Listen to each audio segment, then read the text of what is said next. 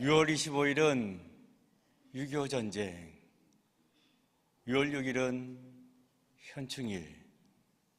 그래서 6월은 호국보훈의 달입니다. 그래서 오늘 설교는 전쟁 영화 이야기로 시작할까 합니다. 예전에 300이라는 영화가 있었습니다. 보셨습니까? 그 내용은 이래요. 그리스의 도시국가 스파르타를 향하여 100만 대군이 쳐들어왔습니다. 페르시아 군대입니다.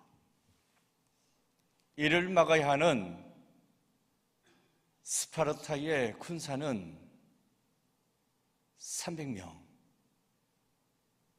그래서 영화 제목이 300입니다.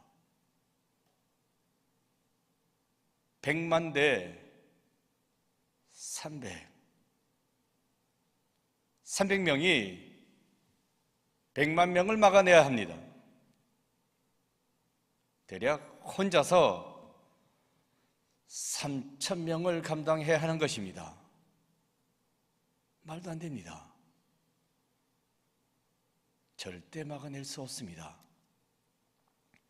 그러나 스파르타 왕을 중심으로 스파르타의 병사들은 용맹하게 맞서 싸웠습니다. 그 전에 페르시아 왕이 사신을 보냈습니다. 항복해라. 항복하면 살려주겠다고, 그리고 그리스 도시국가 전체를 통치하는 권한을 맡겨주겠다고. 그러니 항복하라고. 이때 스파르타의 왕의 대답은 This is 스파르타! 외쳤습니다. 우리는 스파르타 사람이라고, 스파르타 방식대로 할 거라고 하면서 그 사신을 죽여버렸습니다. 이것이 스파르타의 방식이다. 무릎 꿇지 않는다. 덤비면 죽인다.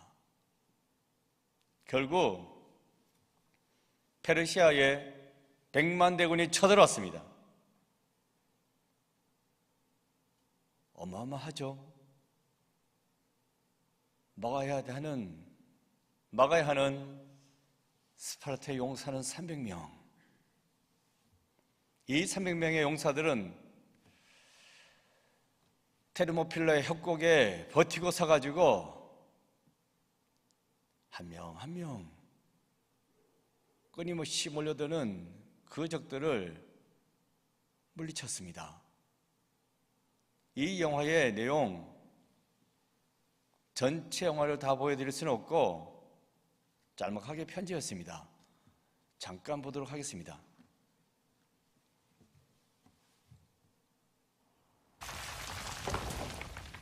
땅을 흔들며 나타나는 페르시아의 대군. This is where we fight! This is where they die!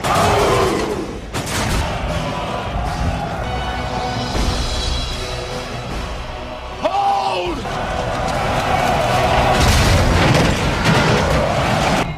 스파르타군은 수적 열세에도 불구하고 페르시아군을 잘 막아냅니다.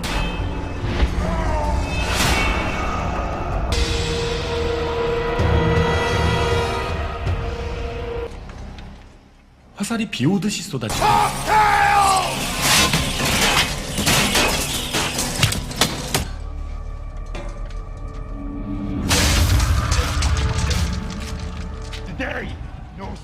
기병까지 오며 쉴 틈을 주지 않는 페르시아군들.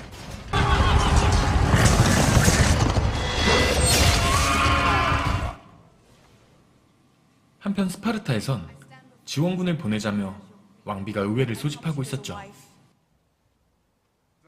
페르시아에 매수된 남자는 모두가 보는 앞에서 왕비를 능멸하고 모욕을 줍니다.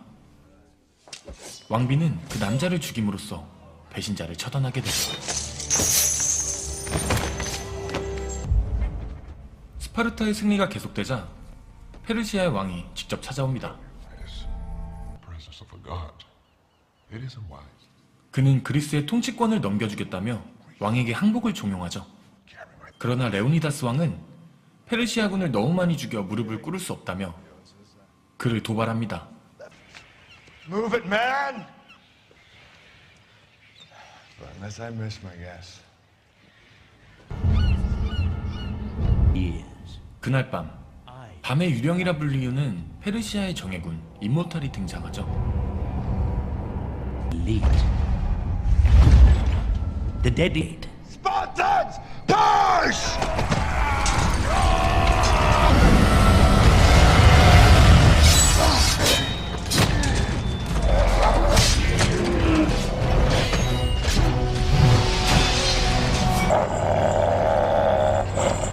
그냥 봐도 엄청 쌀 것 같은 거인도 등장합니다.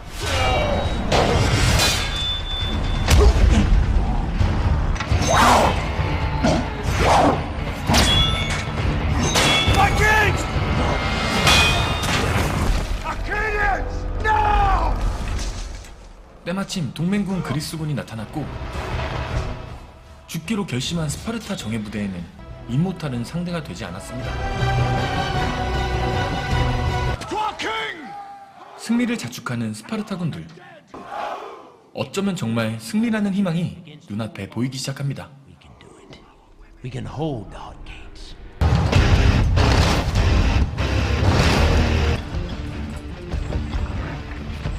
Our eyes bear witness. 생전 처음 보는 거대한 코뿔소가 나타나도 스파르타 군들에겐 상대가 되지 않았고 They turn to their magic.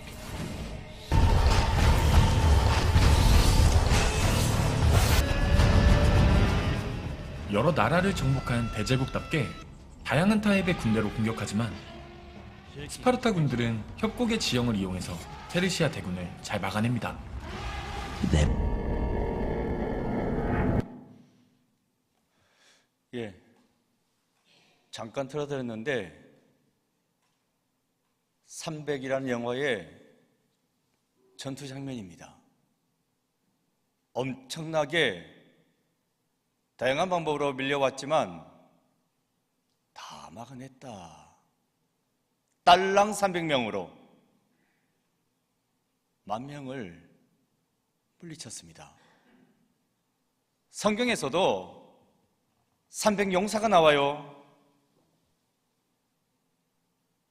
그들의 대장 누굽니까? 기드온입니다. 기드온.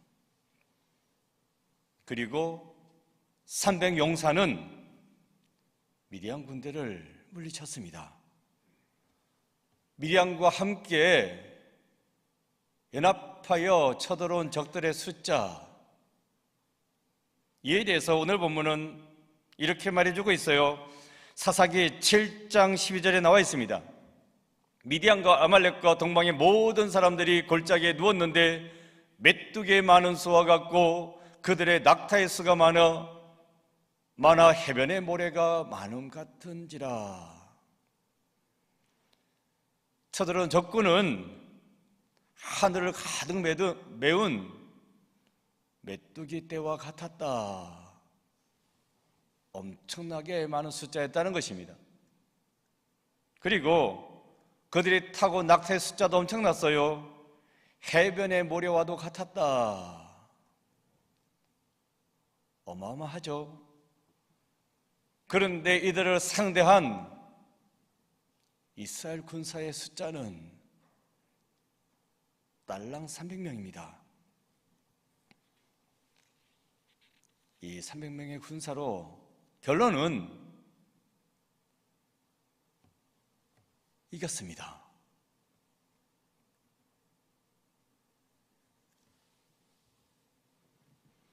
이 300명의 군사들, 진짜 용맹무상한 사람들이었겠죠. 그랬으니 이 적은 숫자로 메뚜기처럼 새카맣게 몰려든 미디안의 적군들을 물리친 것이 아니겠습니까? 스파르타와 그들의 300용사, 영화에서 본 바와 같이 용맹무상한 사람들이었습니다. 이스라엘 군사도 용맹무상한 사람들이었겠지 라고 생각할 수 있으나 아닙니다. 전혀 아닙니다. 그리고 원래가 300명이 아니었어요. 32,000명이었습니다. 전쟁이 터지자 32,000명이 모였다. 그런데 이 중에서 정작 전쟁을 코앞에 두고 돌아간 사람이 생겼습니다. 그게 31,700명. 그리고 남은 숫자가 300명입니다. 이 300명은 정예군이 아닙니다. 다들 도망가고 미처 도망가지 못해서 남은 사람들이 되겠습니다. 어떻게 해서 이 사람들이 남게 되었을까? 5절에 보면 나와 있어요. 이에 백성을 인도하여 물가에 내려가며 여호와께서 기드온에게 이르시되 누구든지 개가 핥는 것 같이 혀로 물로 핥는 자들을 너는 따로 세우고 또 누구든지 무릎을 꿇고 마시는 자들도 그와 같이 하라 하시더니, 물가로 데리고 와서 물을 마시게 해서요. 그런데 한 무리는 화통하게 물에다가 호일 쳐박고 벌컥벌컥 물을 마셨다 하고, 또 다른 한 무리는 조심스럽게 무릎을 꿇었어요. 손으로 물을 움켜쥐고 물을 마셨다, 이렇게 말씀해 주고 있습니다.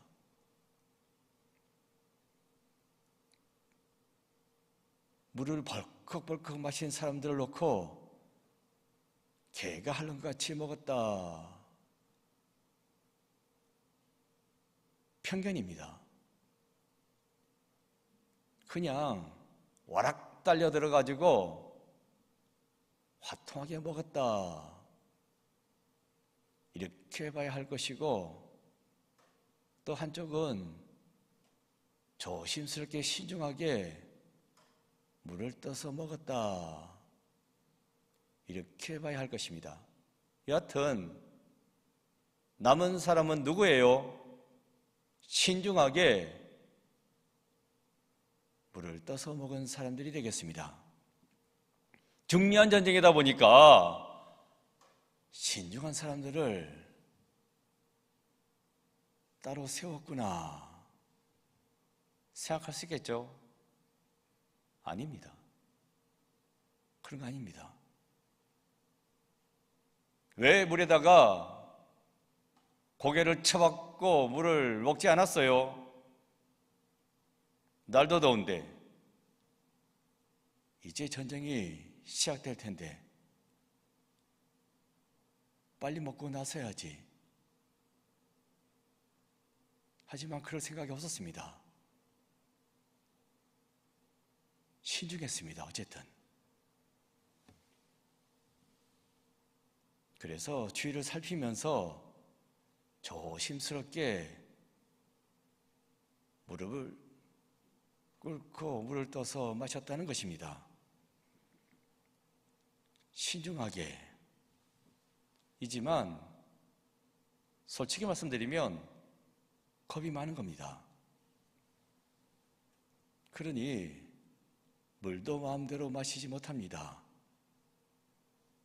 물 마시다가 날은 화살에 맞지는 않을까? 전쟁 터지면 어떡하나? 적군이 밀려면 어떡하나? 물도 마음대로 마시지 못하는 것입니다. 어디 그냥 물에다가 고기를 쳐갖고 벌컥벌컥 마셔. 겁나서 그렇게 못합니다. 그래서 조심조심 주위를 살피면서 물을 먹은 건데 왜 그랬다고요? 겁이 많았기 때문입니다. 그런데 이 300명만 겁이 많았나요? 기드온이야말로 겁쟁이 중에 겁쟁이입니다. 겁이 많습니다. 기드온이 하나님께로부터 사명받았어요. 쳐들어온 적군의 손에서 이 백성을 구해내라. 하나님께서 말씀하셨으니까 예, 알겠습니다 해야 되잖아요. 말이 많습니다. 하나님, 제가 이 사명 받은 거 맞는 거, 이 사명 받은 거 맞습니까? 확실합니까? 확실하다면 증거를 보여달라고. 무슨 증거예요? 타작마당에다가 양털 한 뭉치를 놓아둘 거라고. 내일 아침에 이슬이 양털 뭉치만 내리고, 그래서 양털 뭉치만 축축하고 주변 마당은 바짝 말라 있다면, 그렇다면 이 사명이 하나님께로부터 온 사명인 줄 알겠습니다. 이 사명 감당하겠습니다. 이렇게 말합니다. 그런데 어떻게 됐어요? 다음날 아침에 일어나 보니까 진짜 양털 뭉치만 축축합니다. 마당은 바짝 말라 있는데, 아, 그렇구나. 하나님께서 주신 사명이 맞구나 하고 그 사명을 감당해야죠. 기도는 그렇게 하지 않았습니다. 겁쟁이잖아요. 말이 많습니다.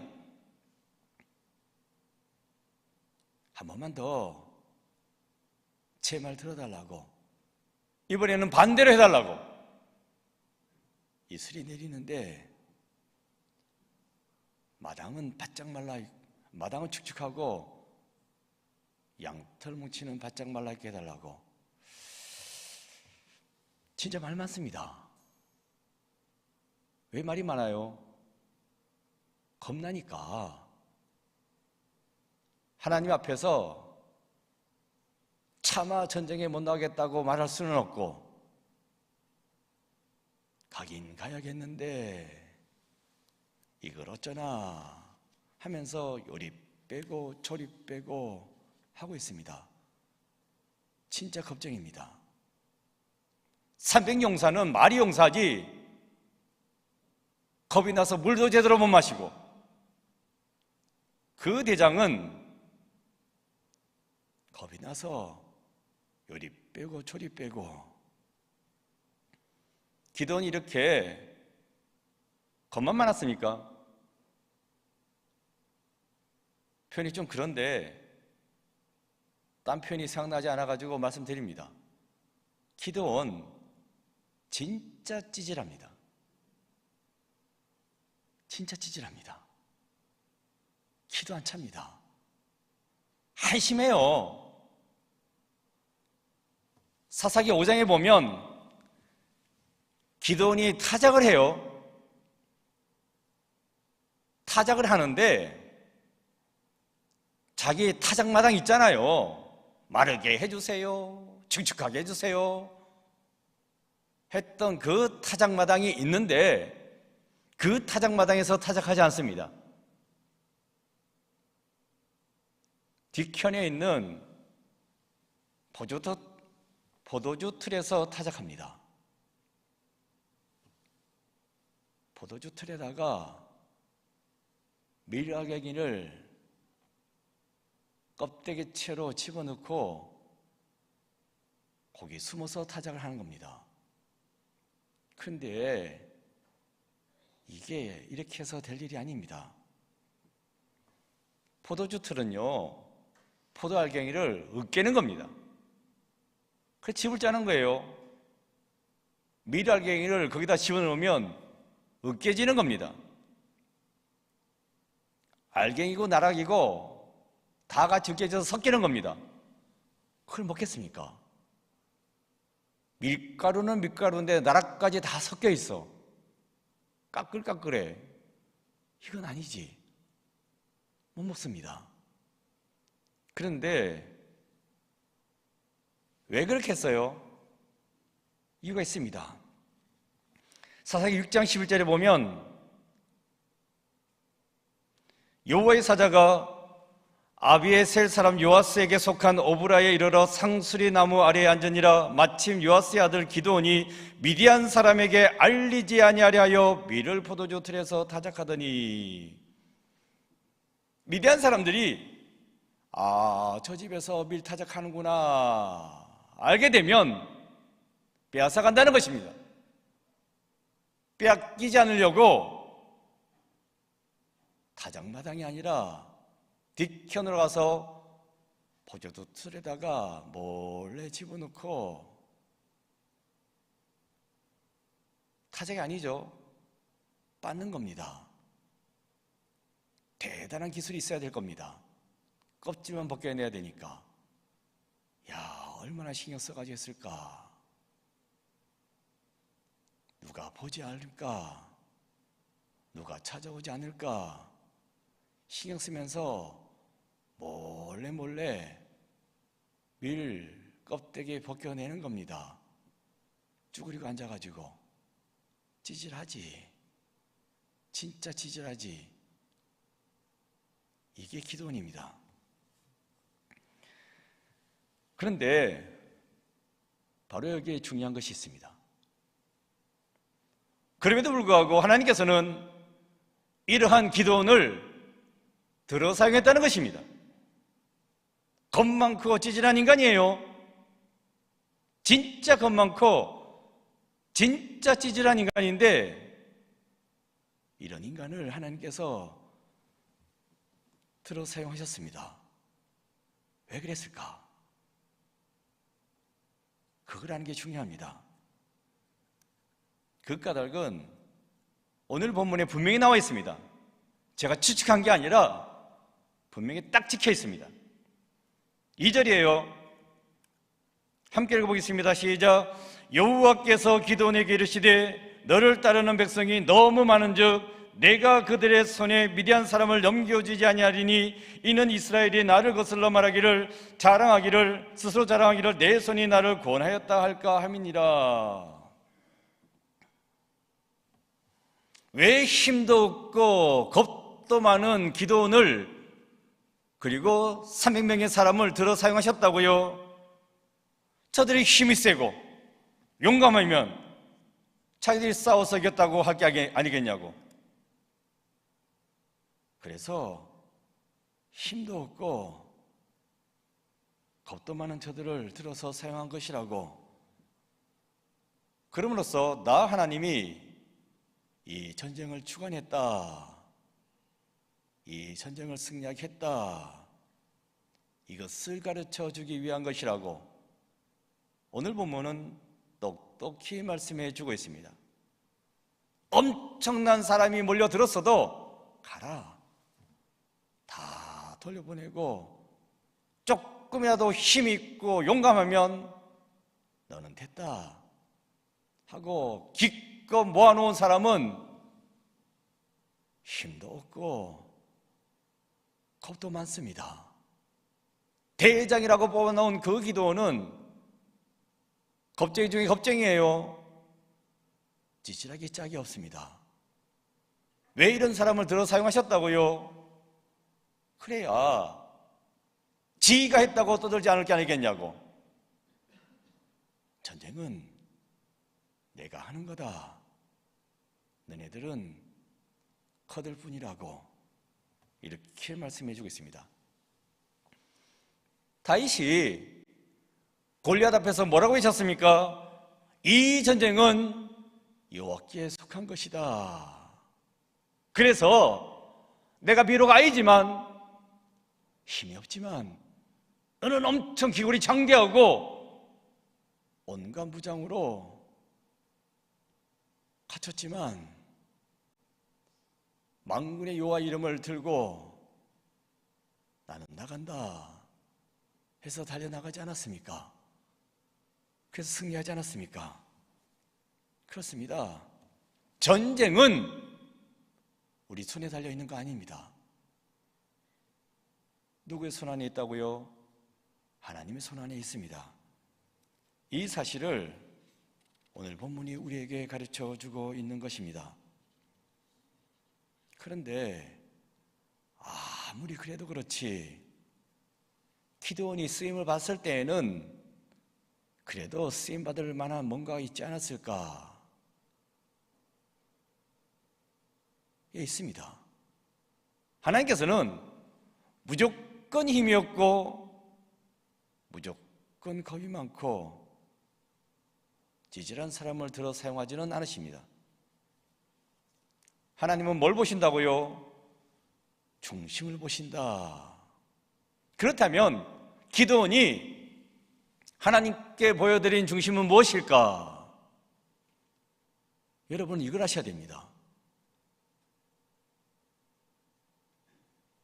겁쟁이인데 찌질한데 하나님 쓰임을 받았거든요. 중심을 보여드렸습니다. 그 중심으로 말미암아 기드온이 쓰임을 받았다는 것입니다. 뭘까? 외모는 형편없는데 겉모양은 볼품없는데 그 대단한 중심은 무엇일까?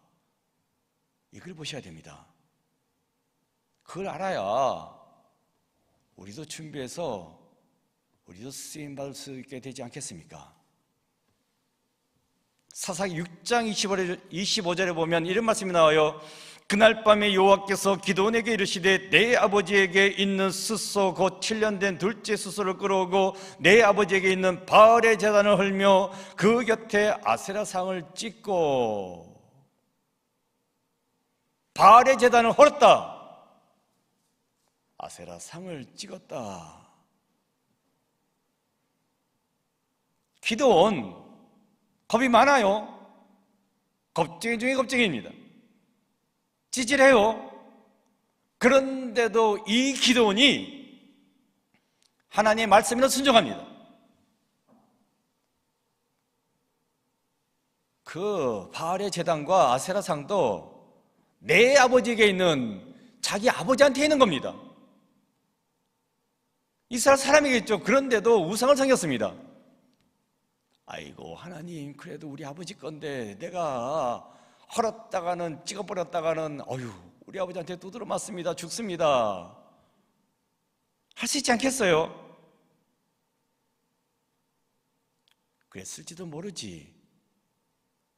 기드온 꼴을 보자면. 그런데 어쨌든 간에 기드온은 바알의 제단을 헐어버리고 아세라상을 찍어버립니다. 물론 그 다음에 네가 그랬냐고 해가지고 절절 매기는 해요. 그건 나중 일이고 어쨌든 간에 기드온은 하나님께서 하라시는 대로 했습니다. 이게 바로 기드온의 장점입니다. 이게 기드온의 중심입니다. 어차피 할 거면 속 시원하게 처음부터 하지 왜 말도 많고 탈도 많을까? 말씀드렸잖아요. 겁쟁이 중에 겁쟁이라고 찌질한 인간이라고. 하지만 결국에는 합니다. 여튼 기드온은 하나님의 말씀에 순종했습니다. 그랬기에 하나님께서는 이 말도 많고 탈도 많은 이 기드온을 들어 사용하시는 것입니다. 성도 여러분, 하나님께서 어떤 사람을 들어 사용하시는지 아시겠습니까? 하나님이 사용하시는 사람은 순전한 사람입니다. 힘이 있어가지고 능력이 있어가지고 물질이 많아가지고 배운 게 많아가지고 그런 사람들은 사용하지 않으십니다. 그 사람한테 일 맡겼다가는 다 지가 한 거지 뭐. 지 잘나서 한 거지 뭐.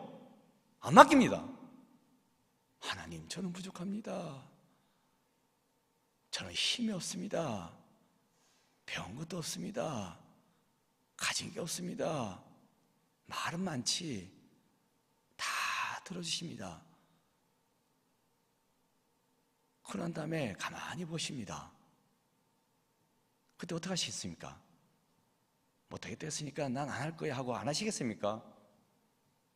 그러면 쓰임받지 못합니다. 해야 됩니다. 하시면 하는 겁니다. 그래야 기도원처럼 쓰임받게 되는 겁니다. 이 한심한 인간이 위대한 사사가 되지 않습니까? 나중에 받은 복만 헤아리지 마세요. 기도원 복 받을 사람이 아니었습니다. 말도 많고 탈도 많고 진짜 한심한 사람입니다. 그러나 순종했습니다. 그래서 복 받았습니다. 이렇게 겁도 많고 찌질한 인간, 이 기도원과 300용사를 들어 사용하시는데 막상 전쟁에 나갈 때에는 손에 쥐어준 것도 없습니다. 뭐 스파르타 군사처럼 강철검을 들고 무쇠방패를 들고 너희들이 나가보라고 한 것도 아니에요. 사사기 7장 16절에 보면 이렇게 나와 있어요. 300명을 세 대로 나누어 각 손에 나팔과 빈 항아리에 들리고 항아리 안에는 횃불을 감추게 하고, 한 손에는 강철검, 한 손에는 무쇠방패, 아니죠.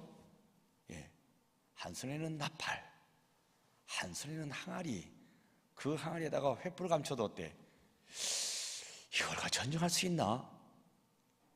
근데 놀라운 건요, 전쟁에 나가겠다고 결심한 이 기도원과 300용사가 불평을 안 합니다. 별말 안 합니다. 아이고 하나님, 이거 가지고 어떻게 싸웁니까? 죽으라고 하는 겁니까? 아, 못하겠습니다. 이런 말 안 합니다. 순종하기로 했잖아요. 갑니다.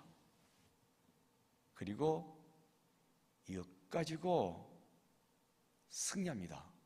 와, 소리 지르고, 그것도 그 소리 나팔 불면서 소리 지르고 횃불 막 흔들어대니까 엄청난 대군이 몰려온 줄 알고 미디안과 그 연합군들이 혼비백산에서 도망갑니다. 엉켜가 지네끼리 치고받습니다. 자승질에 일어났어요. 지네끼리 찌르고 베고 박살납니다. 그래서 어떻게 됐어요? 승리했죠. 이게 모래산에서 일어났다. 모래산 전투입니다. 이게 승리했는데 이런 과정을 통해서 이스라엘 백성들이 진짜 잘 깨달아 하게 되었습니다. 아, 그렇구나. 전쟁은 누구 손에 있다? 하나님 손에 있는 것이로구나. 하나님께서 다 하셨구나. 이걸 깨달아 알았다는 것입니다. 대한민국 국가기록원에 있는 자료 중에 6.25 전쟁에 대한 자료가 있습니다. 거기에 보면 유엔 안보리에 대한 이야기가 나와요. 전쟁이 발발하자마자 유엔 안보리가 소집되었다. 그 회의에서 유엔군을 파병하기로 즉각 결정이 됩니다. 여기서 놀라운 일은 소련이 참석하지 않았습니다. 상임 이사국이에요. 소련이 반대표를 던졌으면 유엔군 파병은 없습니다. 그랬으면 지금 우리나라는 북한 짝 나는 겁니다. 끔찍하죠. 그러나 놀랍게도 소련은 참석하지 않았습니다. 그래서 유엔군 파병이 가결되게 되고 결국 6.25 전쟁의 소리는 살아남을 수 있게 되었습니다. 어떻게 해서 이런 일이 일어나게 됐을까? 설명하기가 쉽지 않습니다. 소련 자신들도 왜 불참했는지 이해를 하지 못합니다. 뒤늦게 떠들어댔죠. 우리가 불참했으니까 회의 자체가 무효라고 주장했지만 기차는 뭐 떠났지 뭐. 이게 6.25 전쟁의 최대 미스터리입니다. 하지만 여기서 우리는 고백하죠. 하나님이 도우셨습니다. 전쟁은 하나님께 속해 있습니다. 김일성이 공산화시키기 위해서 쓰러진 탱크를 몰고 내려왔어요. 그것도 주일날 새벽에 불시에 쳐들어왔습니다. 하지만 이것은 김일성의 계획이었을 뿐 하나님께서는 이 계획이 이루어지도록 내버려 두시지 않았습니다. 사람이 마음으로 자기의 길을 계획할지라도 그 걸음을 인도하시는 분은 누구시다? 하나님이십니다. 전쟁은 하나님께 속해 있습니다. 여러분 이 사실을 믿으십니까? 믿음으로 기도하였기에 우리의 믿음의 선배들은 전쟁은 하나님께 속해 있습니다. 이 사실을 믿고 기도하였기에 우리 하나님은 김일성이 하고자 하는 대로 내버려 두시지 않았습니다. 그리고 이 나라 지켜주셨습니다. 6월 호국 본의 달을 맞이해서 지금까지 이 나라를 지켜주신 하나님께 감사할 수 있는 여러분 되시기 바랍니다. 이후로도 계속해서 마르고 닳도록 이 나라를 지켜주십사 간구하는 여러분 모두가 되시기를 간절히 축원드립니다. 기도하겠습니다. 아버지 하나님 감사합니다. 없을 수밖에 없었던 이 대한민국 하나님께서 구해주셨습니다. 지금의 번영을 누리도록 이끌어 주셨습니다. 늘 감사하게 하여 주시고 북한은 끊임없이 우리를 괴롭히고 준동하고 있사오나 물리쳐 주옵시고 이 나라를 든든히 세워 주시옵소서. 예수 그리스도 이름으로 기도드립니다.